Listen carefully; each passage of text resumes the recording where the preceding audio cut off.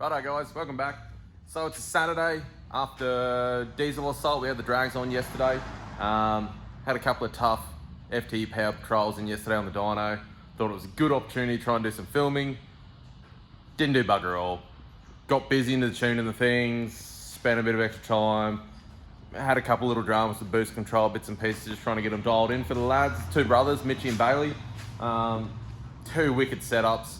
One was a RE4, so manualized auto, dear God. Manualized patrol auto on 35s and everything. 24J, so big boy UFI turbo, some 30s, essentially a stock motor.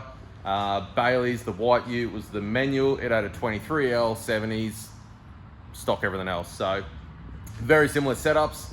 They both went around that 350 horsepower and around 1,000 newton meters.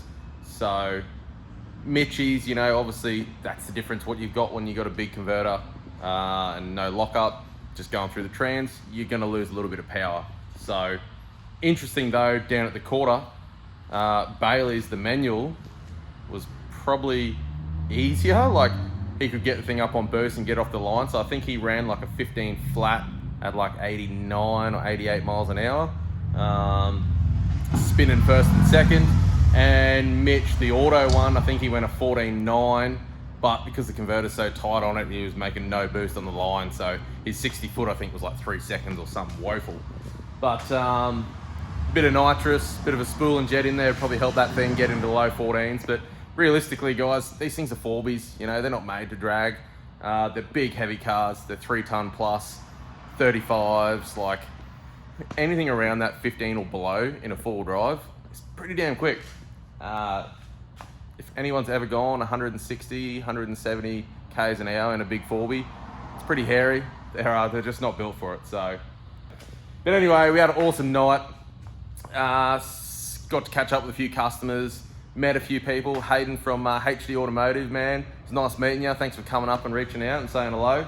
And thanks for beating me on the highway on the way home in our little drag race. That was super nice of you. But all seriousness, I had the aircon on. I was on the low tune, you know. But I didn't even know we were racing. Didn't even know it was you. But no, you got me. You got me.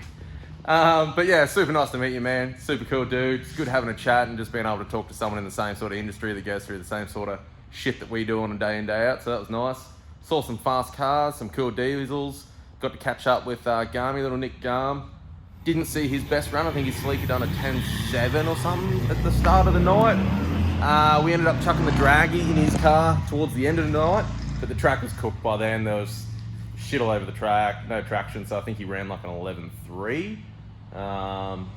Quick little car, quick little Celica, that thing. I'm sure, I don't know what his best time is to date. I'll try and message him before I throw this video together, but man, I'm sure it's got a low 10 in it. No dramas. His Surf, which is similar sort of build, just in the purple Surf. Barney Rubble, or whatever the hell he calls that thing, Barney. I think it went like a 13, 13.5, 13.7, which is moving again. But anyway, I've done some random filming, put some videos. We went out the street here the other day in Mexico and done some skids and mucking around with Mitch and the boys before we went down to the drags. I wasn't intending on going down.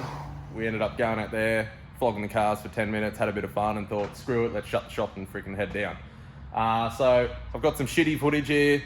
I'll try and throw something together. Apologies if it's all crap, but yeah, that's what happens when you don't plan something. You just try and film a bit of shit. So anyway, down here on a Saturday, just finished a patrol. It's got me all motivated to get into this thing now, so I'll probably get stuck into this for a few hours, head home, do some editing and try and get a video out for you guys.